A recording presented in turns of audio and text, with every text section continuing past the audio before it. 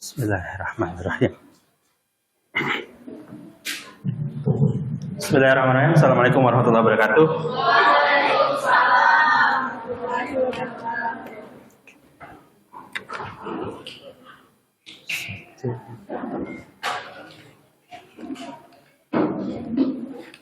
Baik, kemarin kita sampai mana? Sampai nggak bisa jawab ya kalian. Baik. Kita hari ini lanjutkan mata kuliah hukum acara perdata dan agama.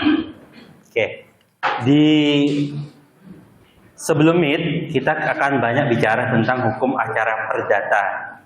Nanti setelah Meet mayoritasnya kita akan bicara tentang hukum acara peradilan agama. Kira-kira begitu. Kira-kiranya pembagiannya.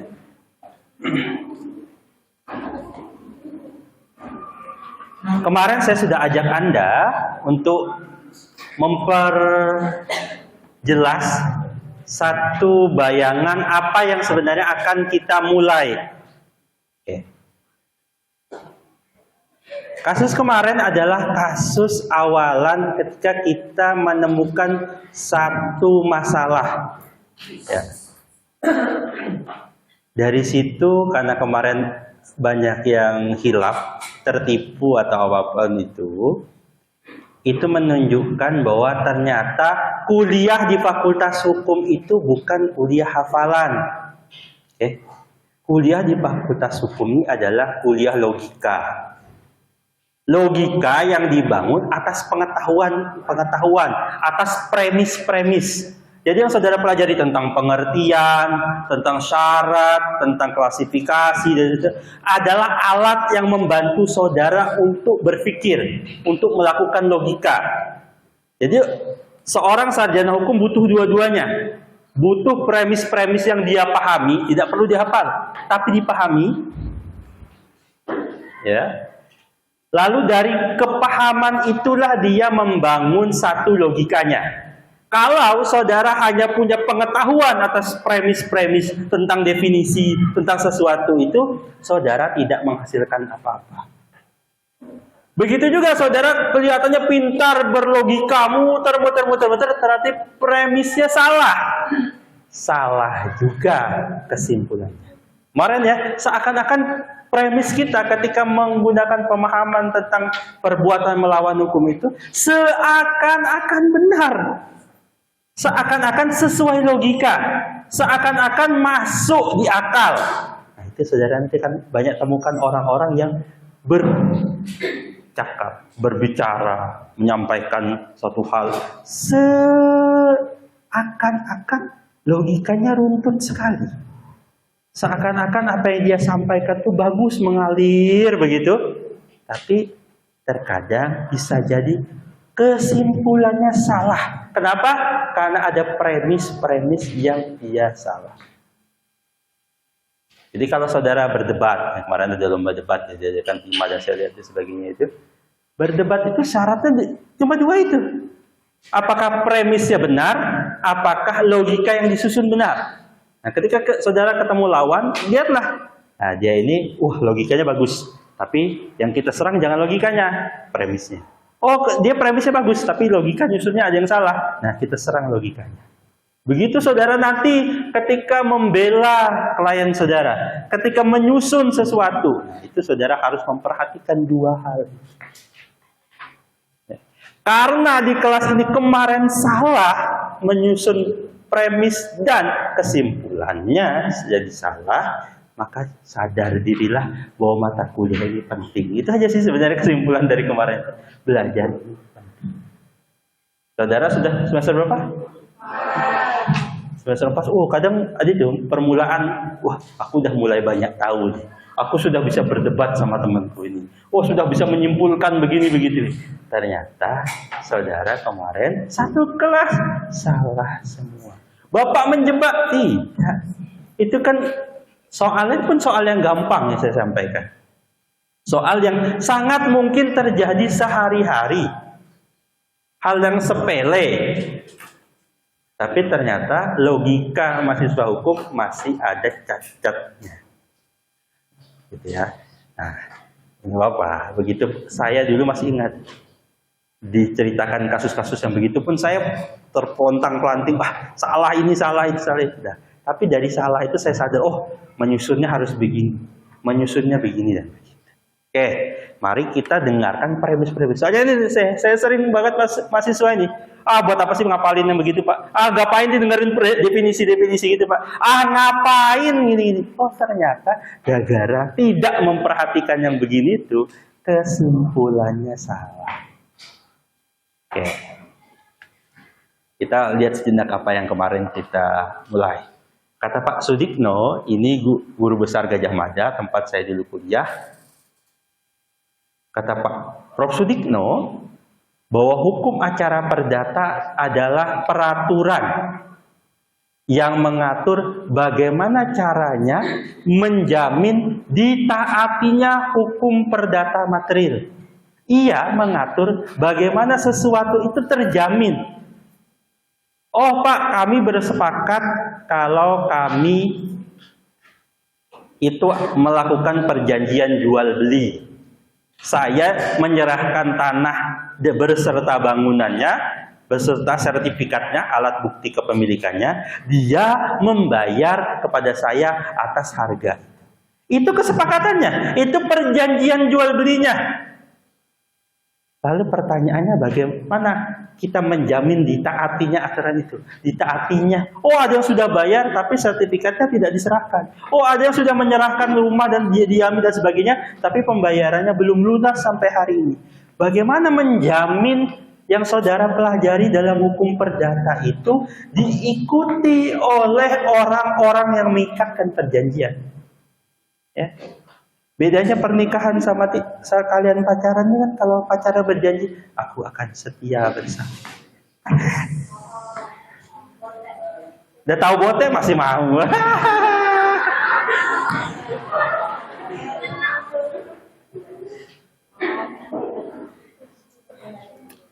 Ketika melikatkan pada satu lembaga yang resmi, dijamin penjaminan itu ada dalam satu lembaga namanya pernikahan. Dalam pernikahan saling berjanji kita akan setia. Apakah pasti begitu? Enggak juga. Banyak juga yang bote-bote itu. Tapi bedanya kalau dalam pernikahan ada jaminan ditaatinya. Maksudnya gimana Pak? Ada tuh yang melanggar. Yang kalau sesuatu itu dilanggar akan muncul konsekuensi hukum. Gitu ya. Saudara, saya kemarin menemukan ada orang pacaran. Selama pacaran itu dia ngasihin apalah ini. Ternyata dia yang berjuang, yang lain yang di pelaminan.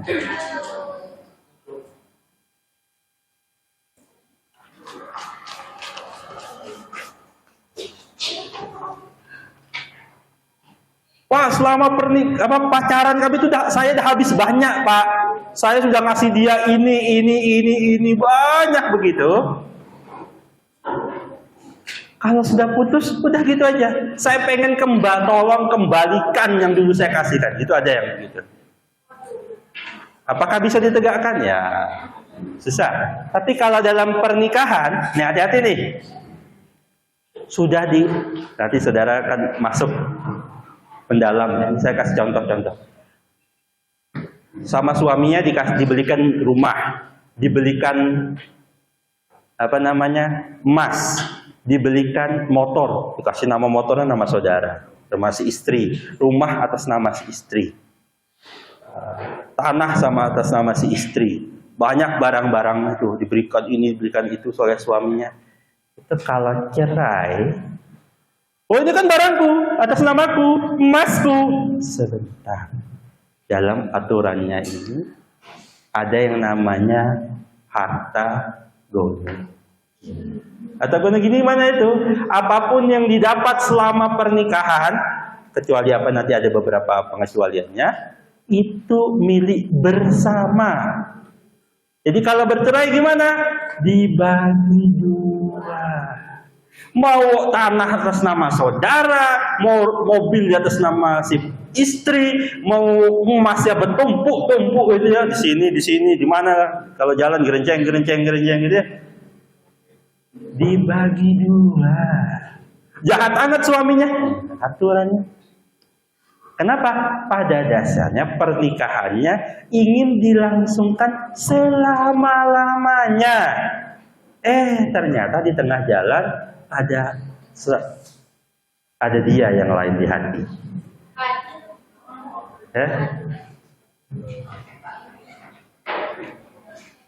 Istri saya itu Pak, ya kalau kata Ustadz Dasar itu, wajar aja suamimu selingkuh di rumah, diomelin terus. Ya mas ya, yang kalau pacaran aja sudah sering diomelin, hati-hati. Pacaran aja kerjanya diomelin terus, saya hidupnya tertekan, calon-calon. Ikatan suami takut istri namanya. Istri. Ini contoh saja ya. Jadi ketika pacaran, ketika menikah punya konsekuensi yang berbeda. Salah satunya ini dijamin adanya tegaknya hukum perdata material. Kalau pacaran dia selingkuh lalu kalian ditinggalkan seenak-enaknya itu, langsung nggak ya, namanya nggak ada ikatan hukum apa-apa, sebebas-bebasnya kita putus ya. Gitu. Tapi dalam pernikahan yang legal formal tak semudah itu, tak segampang itu kata si Ami. Tak segampang itu memutuskan satu lembaga yang disebut dengan nama perkawinan. Dikira orang dibawa ke pengadilan agama, tahu di mana? Samarinda? Di mana? Ada pernah ya? Enggak ya, tahu aja Pak lewat di sana. Saya sudah berapa kali cerai di situ. Klien saya.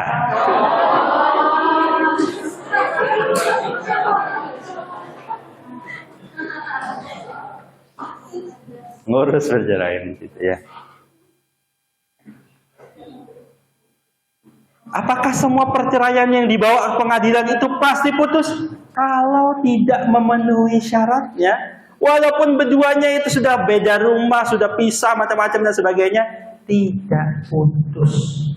Kalau syarat yang ditentukan dalam aturan ini tidak dipenuhi. Jadi, tak segampang itu sekali lagi. Oke, kata Pak Wiryono Projodikoro, hukum acara perdata adalah rangkaian peraturan yang memuat cara bagaimana orang harus bertindak terhadap dan di muka pengadilan. Ya, sekali lagi saya tidak meminta saudara menghafal kata per kata.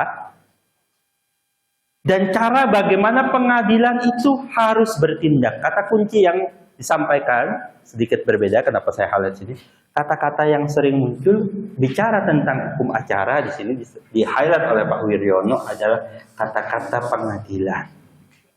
Kalau bahasa gampangnya, hukum acara itu mayoritasnya bicara tentang perkara yang dibawa ke pengadilan.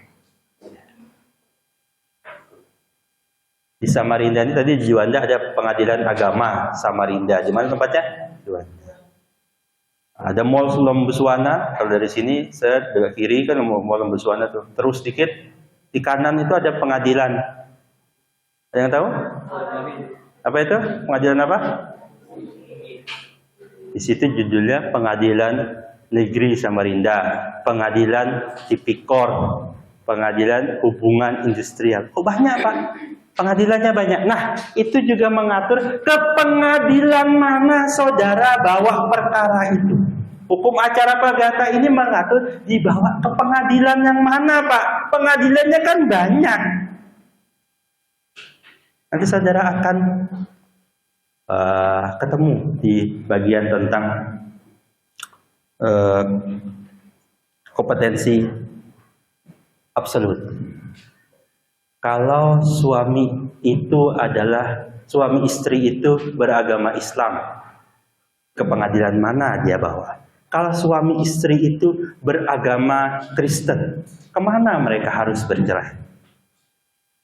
Kalau dulu suami istri itu dulu Muslim, tapi di tengah jalan si suami pindah agama jadi Kristen. Ke pengadilan mana dibawa perceraian itu? Si suami dan istri tinggal di Samarinda. Kakak mereka itu masih Tanjung Redep.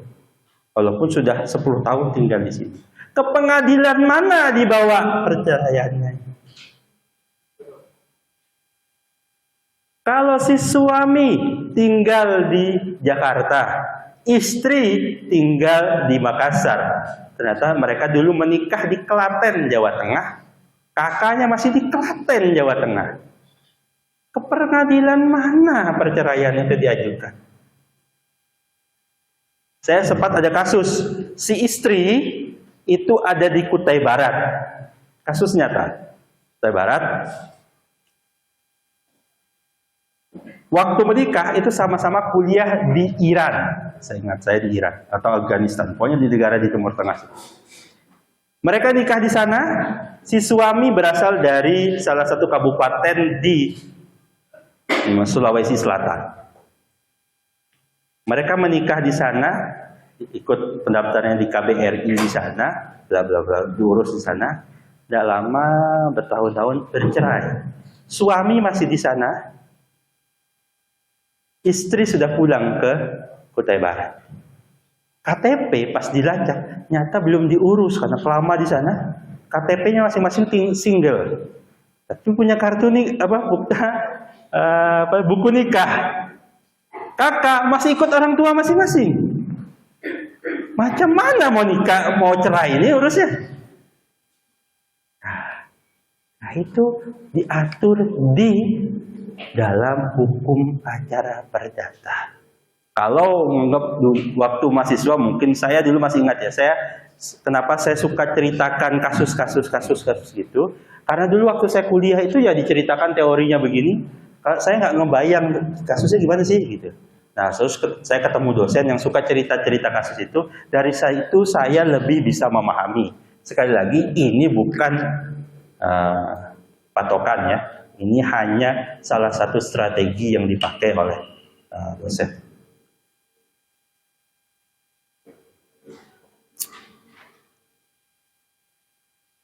Ini bentar lagi bulan puasa ya. Kita pasti bulan puasa tetap masuk jam segini ya. Mantap sekali ya. Saya tuh ngomong panjang nggak apa-apa, tapi asal minum. Nah, kalau bulan puasa itu tantangan sekali. Masalahnya puasa itu kalau minum kan nggak berdosa kalau nggak tahu kan ya. Kalau lupa ya. Nah, jadi kalian sediakanlah air di sini gitu. Siapa tahu tengah-tengah saya lupa. Lupa kok direncanakan ya Pak.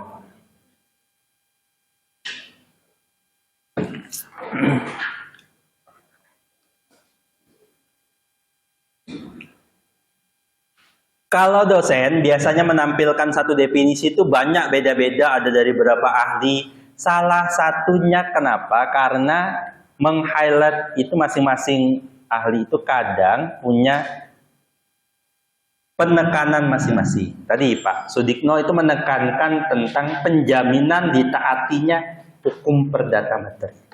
Pak Wiryono bicara tentang penekanan kata pengadilan.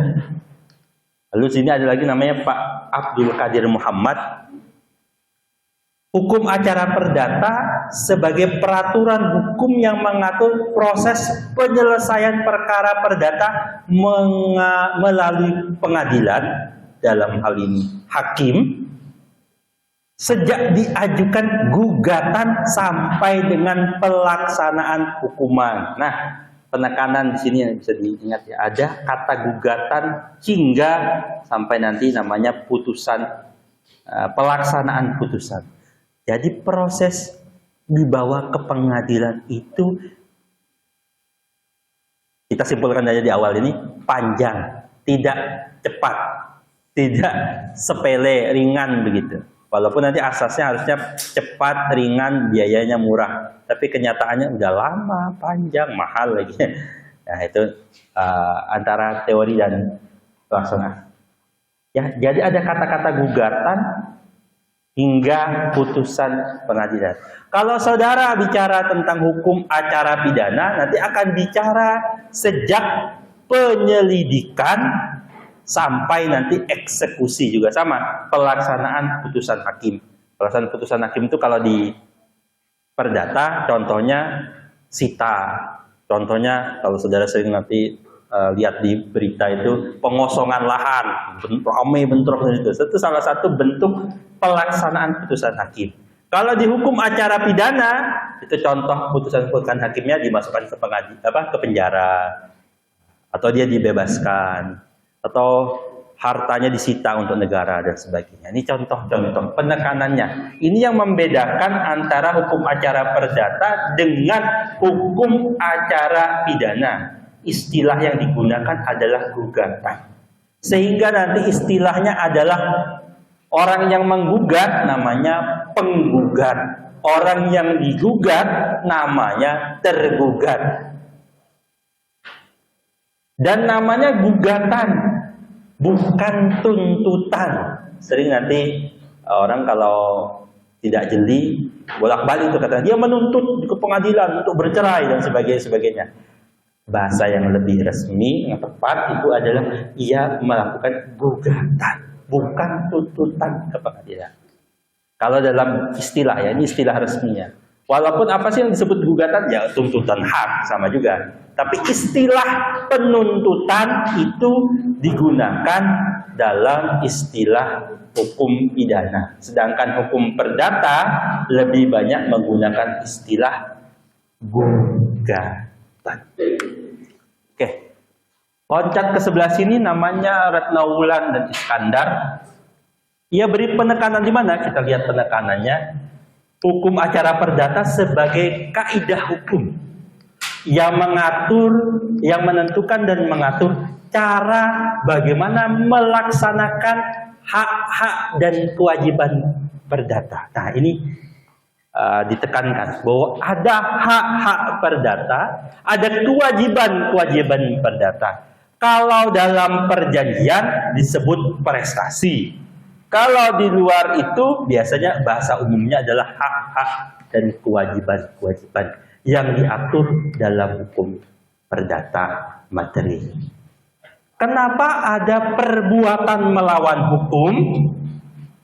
Kan tidak ada perjanjian di dalamnya. Kan tidak ada ikatan awalnya. Nah, inilah bahwa dalam hukum perdata, di luar perjanjian pun tetap ada hak-hak dan kewajiban tertentu.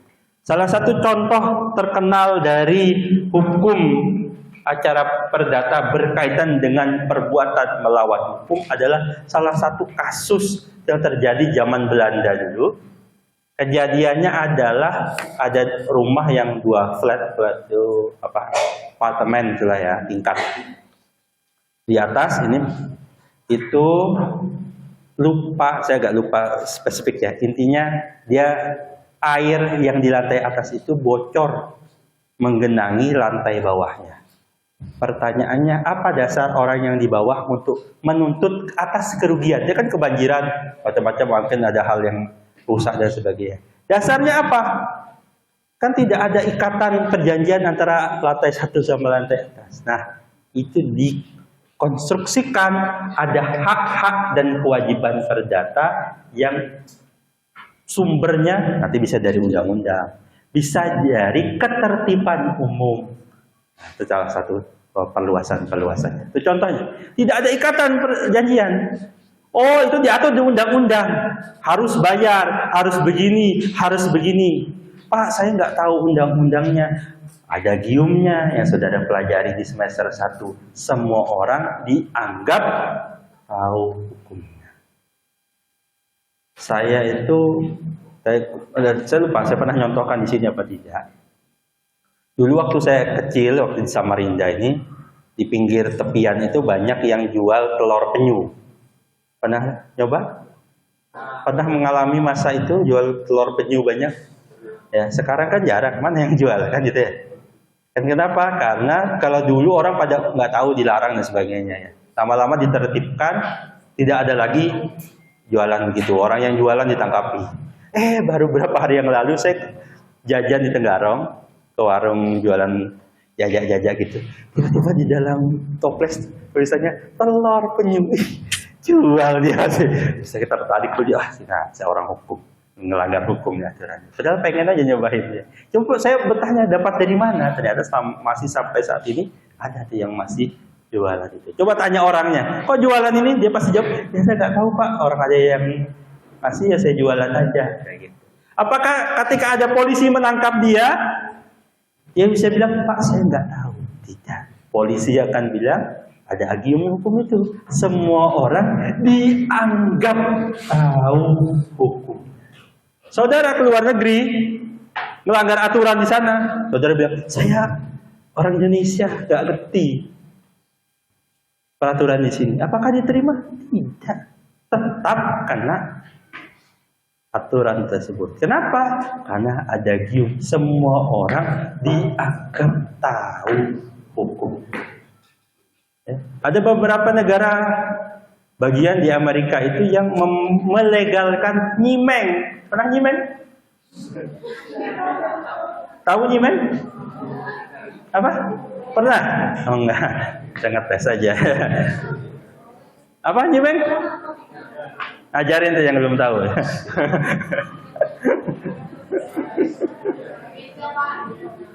Ganja ya.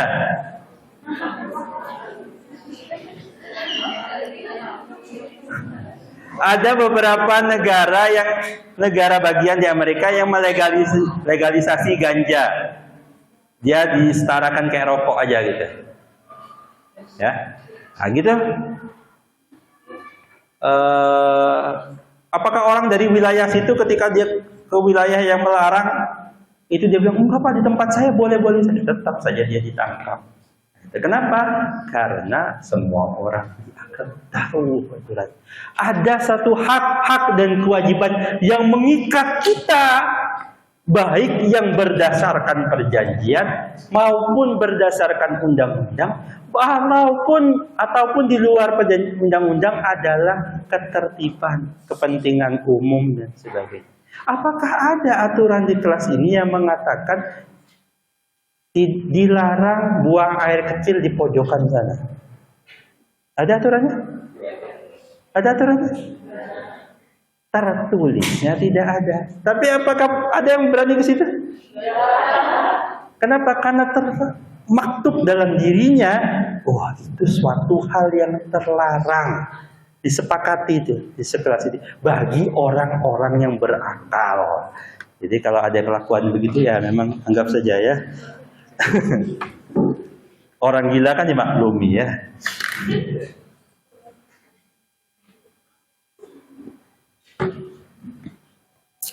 Saya baru slide pertama itu ya. Saya tuh nyiapkan. Oke. Secara garis besar maka hukum acara perdata itu akan bicara tentang 1, 2, 3, 4, 5, 6. Hanya itu saja yang akan kita bahas. Baik di pengadilan negeri, berarti hukum acara perdata umum, maupun yang diatur dalam peraturan lebih khusus lagi di hukum acara peradilan agama yang dikhususkan bagi orang yang beragama Islam atau yang secara sukarela menundukkan diri pada aturan hukum Islam. Apa itu maksud menundukkan diri? Nantilah ya belajar. Oke, jadi akan dipelajari ini sesimpel ini saja. Cuma 4 SKS hari satu semester ini akan bicara ini saja. Gampang kan? Gampang. Itu dulu lah ya, bilang gampang dulu lah. Walaupun nanti kenyataannya susah kan. Open learning-nya sudah saya kasih dan saya open dari pertemuan 1 sampai pertemuan 28. Jadi saudara sudah silahkan dilihat, dipantengin. Nah, itu aja kok materinya, nggak jauh-jauh dari situ. Ada pertanyaan untuk yang pertama ini? Saya menyiapkan 4 PowerPoint. Pertemuan 1 belum selesai, ada pertemuan 2 3 dan 4. Hari ini kan 4 ya. Hari ini pertemuan 3 dan 4. Ada pertanyaan? Nggak ada. Kita lanjut. Ya, bagi yang mau tidur, tidurlah gitu ya. Nah, berapa hari ini panas sekali, bahkan malam hari pun panas. Iya, jadi ya saya tahu mungkin kalian terganggu tidurnya. Yang mau tidur, tidur saja ya. Ya. Rasakanlah begini rasa panas ya, masih panasan, nggak ada apa-apanya dibanding neraka. Bagi yang masih mau masuk neraka ya nggak apa-apa. Latihanlah di panas-panas segini, nanti kalian terbiasa.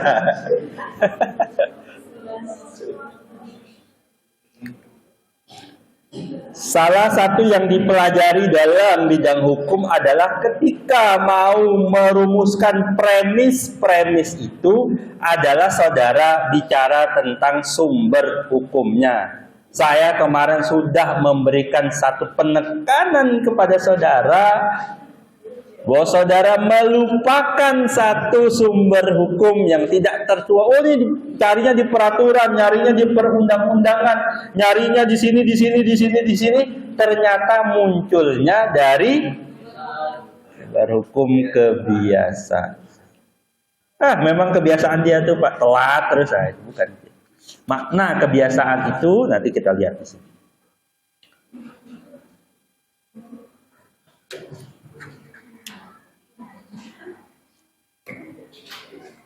Mau nggak mau, saudara sudah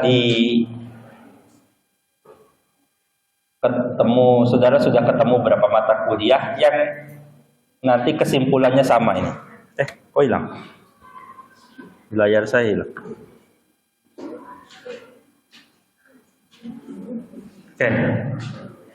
Simpulan bahwa hukum acara perdata di Indonesia sampai kini berlaku masih tetap berpedoman kepada pedoman hukum acara perdata kolonial, baik yang material maupun yang formil sampai hari ini. Entah sedih, entah bahagia, ya sampai saat ini kenyataannya masih itu. Nanti kita akan temukan beberapa pengecualian-pengecualian, ya itu yang nanti akan saudara temukan dalam pembahasan mata kuliah. Apa saja pengaturan zaman Belanda itu nanti kita temukan ada Het Herzen Indonesia Regelmen, bacanya bukan Regelmen, Regelmen. Orang Belanda itu kalau di tengah dia tidak baca G, dia bacanya H. Makanya orang-orang tua dulu dia akan bilang sosiologi, psikologi, nah, gitu. Saudara kalau dengar orang-orang tua atau nanti di rekaman di apa itu di YouTube yang lama gitu, ya orang-orang tua itu akan ngomongnya sosiologi, psikologi, yang ada GG-nya itu. Kenapa? Karena ejaan Belanda itu kalau di tengah bacanya adalah H, ada antara huruf mirip-mirip huruf Ho ya kalau saudara belajar tajwid. Makanya kalau dulu ada salah satu pelatih namanya Louis van Gaal, bagi pemain bola yang salah satu pelatih mana itu dari Belanda itu, bacanya Louis van Gaal bukan Louis van Gaal. Kenapa? Bagi bahasa hukum yang agak dengar-dengar bahasa Belanda, cara bacanya harus benar. Louis van Gaal. Kalau bahasa Prancis dia suka ngilangi, dia bukan baca Louis, dia bacanya Louis. Nah, kira-kira gitu. HIR juga diterjemahkan menjadi RID, Regelmen Indonesia yang diperbaharui. Ada juga di luar Pulau Jawa namanya RBG, Het Regelmen. Itulah baca depannya belakangnya. Susah kali. Memang males kita nih. Kalau dulu, ya saya waktu kuliah, itu masih ada dosen-dosen saya yang bisa berbahasa Belanda. Jadi kalau dia baca HIR, itu bukan terjemahannya. Dia baca bahasa Belandanya. Kalau dia bicara tentang RBG, dia bacakan bahasa Belandanya. Level kami mahasiswa-mahasiswanya itu ketawa-tawa saja. Walaupun waktu belajar bahasa Belanda, waktu S1 itu, ada mata kuliah bahasa hukum itu, salah satunya bahasa Belanda. Saya dapat A. Saya juga bingung, kok bisa dapat A? Ujiannya tuh esai, bahasa Belanda semua. Bayangkan, saya harus jawab apa? Tapi dapat A. Jadi jangan dibilang, oh kuliah di Gajah Mada tuh hebat, kita tertinggal. Enggak, saya pengalaman. Gitu-gitu aja. Dosennya ya gitu-gitu aja. Jadi ilmunya tuh sama aja. Mau yang dipelajari di sini, mau dipelajari di UGM, di UI, di UNER, Brawijaya, sama-sama aja. Saya dulu merasakan tuh minder waktu kuliah. Saya ini orang pelosok negeri dari Tenggarong.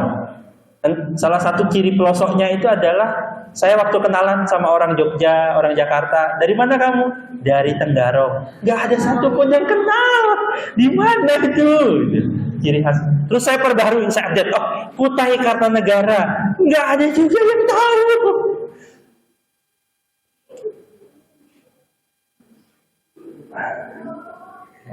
Betapa menyedihkan. Tapi ternyata mereka awal-awal kelihatannya keren. Ini anak Jakarta, anak ini, anak Taruna Nusantara. Ini. Giliran kita di kelas lama-lama, gitu-gitu aja. Yang goblok, ya goblok juga. Yang pintar ya gitu-gitu juga, sama aja kok ya. Mereka makan sambal kebanyakan, mencret juga sama juga. Saya dulu agak bingung sampai saat ini tuh ada yang bilang makan ayam geprek itu adalah makanan khas dari Yogyakarta. Itu makanan yang baru muncul waktu saya kuliah. Sebelum awal-awal kuliah pun nggak ada itu makanan. Baru muncul ya saya kuliah masuk Jogja itu 2009, 2010 tuh nggak ada tuh. Baru 2012 sekitar itu baru rame orang jualan ayam geprek. Sampai di sini warung di bawah itu 1, 2, 3, 4 yang jualan lebih dari berapa warung jualan ayam geprek. Nah, sampai mana kita tadi? Ya, itulah ya. Cerita zaman kuliah aja. Biar serasa agak muda masih. Ternyata udah tua juga saya. Kalian ini kelahiran tahun berapa tuh?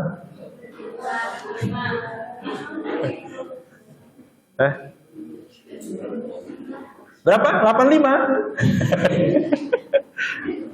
Saya tuh cerita-cerita sama teman saya. Mahasiswa saya tuh sekarang itu lulus kelahiran 2000 berapa? 2000 berapa kalian? 4. Ya, sekitar itulah ya. Terus saya ngobrol itu sama teman saya yang kuliahnya angkatan 2004. Mahasiswa saya tuh, kamu kuliah, dia baru lahir gitu, masih ngowe gitu. Ternyata udah mulai tua juga saya.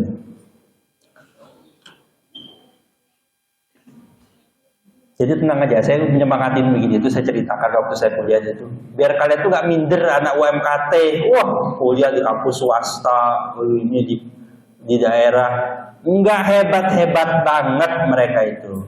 Aduh Pak, kami ini gak pintar bahasa Inggris. Teman saya yang bodoh bahasa Inggris itu banyak, jujur saja. Bapak ini kasar betul. Enggak, saya ceritakan itu aja. Karena saya sama juga kayak mereka gitu. Jadi jangan minder-minder banget gitu lah ya. Saya punya teman yang IPK-nya tuh Ji Samsu. Tahu Ji Samsu? Ada yang tahu Ji Samsu? Ada yang rokok Ji Samsu? Tahu Samsu rokoknya? Ada yang punya rokoknya keluarin? Diam-diam. Pernah lihat rokok Ji Samsu? Pernah lihat? Depannya itu tulisannya apa? 2, 3, 1. Nah itu IPK teman saya. Di UGM yang IPK-nya segitu banyak. Ada nih IPK-nya 2, 3, 1 ada? Ada? Ya jangan sedih lah ya. IPK kalian masih lebih bagus. IPK saya lulus S1 itu cuma 3,37. masih banyakkan kalian yang lebih bagus sebenarnya. Jadi saya kalau tanda tangan apa namanya KRS kalian itu KHS, gede-gede KRS. Gak ikhlas ya tanda tangan. Apa ya. Saya bilang IPK 3,37 dan di transkrip nilai saya tuh ada nilai A, B, C, D, ada semua. D boleh lulus? Boleh Pak. Saya cuma ada 1 tapi D-nya. D. Di UMKT ini boleh lulus D maksimal 2. Jadi jangan sedih-sedih banget. Janganlah ada D ya. Makanya saya biasa aja ngasih kalian nilai D, ya kan? Pengen dapat D? Gak apa-apa.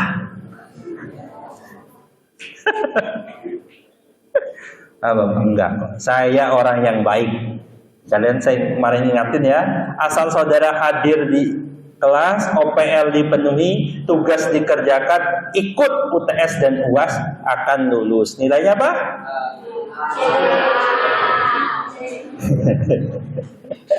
Itulah ya. Baik.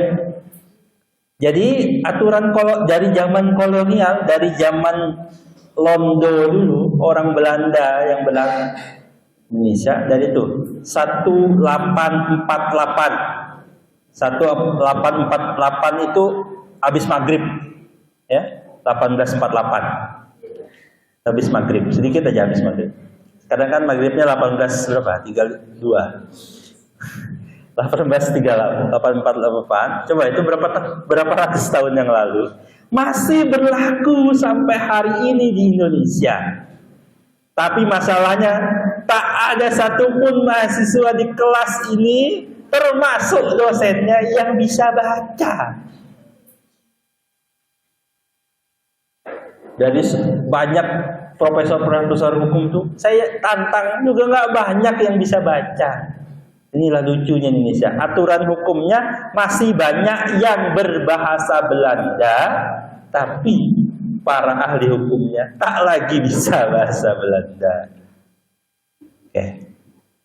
Ada LHIR, RBG. Syukurnya kita punya terjemahan. Cuma masalahnya, kalau saya ngajar hukum acara perdata, saya sampaikan itu. Hukum pidana, saya sampaikan itu.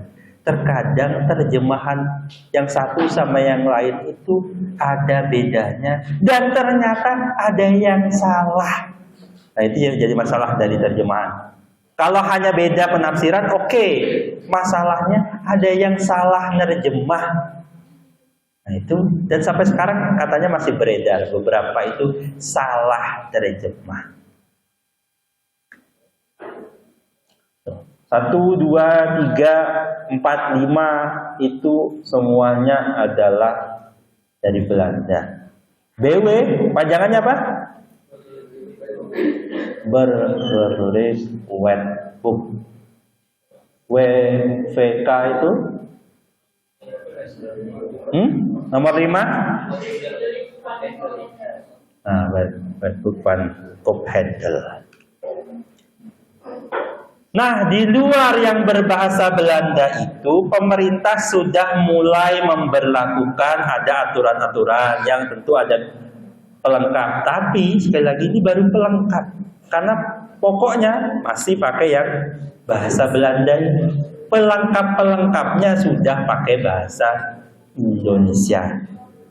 Undang-undang tentang peradilan agama, undang-undang tentang kekuasaan kehakiman, undang-undang tentang peradilan umum, undang-undang tentang Mahkamah Agung, advokat, tentang perkawinan, tentang kepailitan, ada banyak. Oke. Ini panjang, hanya contohnya saja. Di nomor E itu, di 6E ada undang-undang tentang advokat. Saya mau tanya, di kelas ini ada yang pengen jadi advokat? Gak ada. Kalian ini pengen jadi apa sih?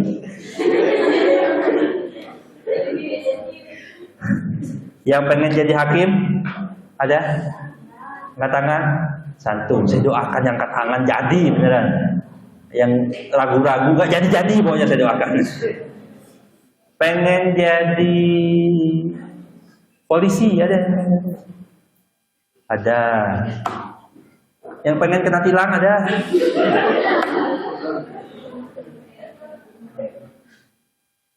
Yang pengen jadi jaksa ada? Hakim? Tadi sudah hakim. Apa lagi? Pengacara ada? Advokat? Ada. Pengen apa kalian? Pengen jadi istri solehah ada?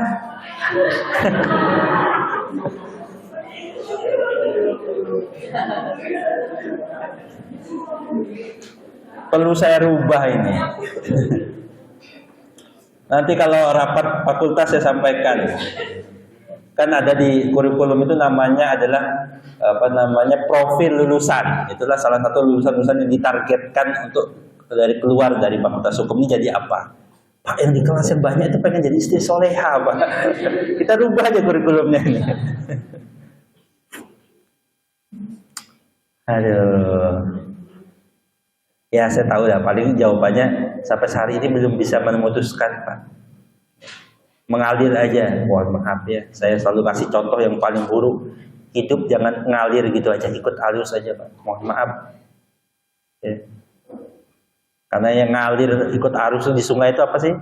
Sampah. Yang paling buruk lagi kotoran manusia itu. Ngapung di sana sampai sini. Jadi kalau saudara hidup kayak gitu aja, nah itu sia-sia. Ikan aja enggak selalu ikut arus. Nah. Warung apung aja nggak mau ikut arus, dia ngapung aja tapi nggak mau, masih ikan. Jadi tentukanlah saudara sebelum lulus itu pengen jadi apa.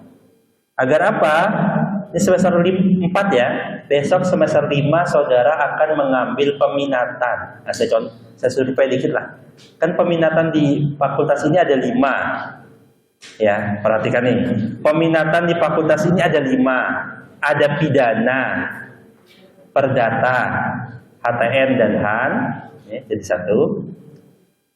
Hukum bisnis atau hukum dagang. Yang terakhir hukum Islam. Yang mau hukum Islam angkat tangan. Nggak ada, Pak. Sekarang sholat aja jarang, Pak.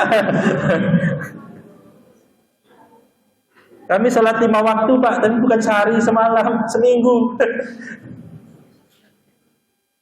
Hukum Islam nggak ada nih.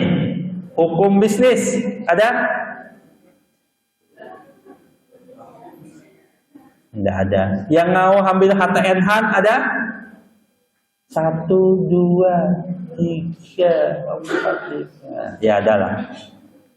Yang mau ngambil hukum perdata? Ya. Yang mau ngambil hukum pidana? Mayoritasnya adalah tidak memilih sampai hari ini.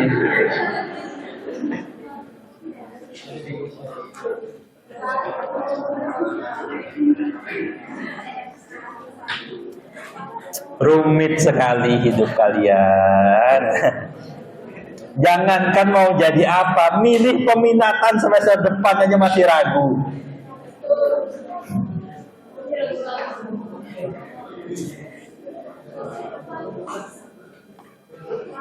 Oke, saya lanjutkan. Ya, saya refresh itu biar kalian persiapan lah ya. Semester depan jangan. Soalnya saya masih sering diprotes, Pak, kami bingung masih itu. Tapi sudah harus memilih. Karena itu menentukan peminatan yang saudara ambil di semester depan. Dan itu menentukan skripsi yang mau saudara tulis sesuai dengan peminatan saudara. Oke.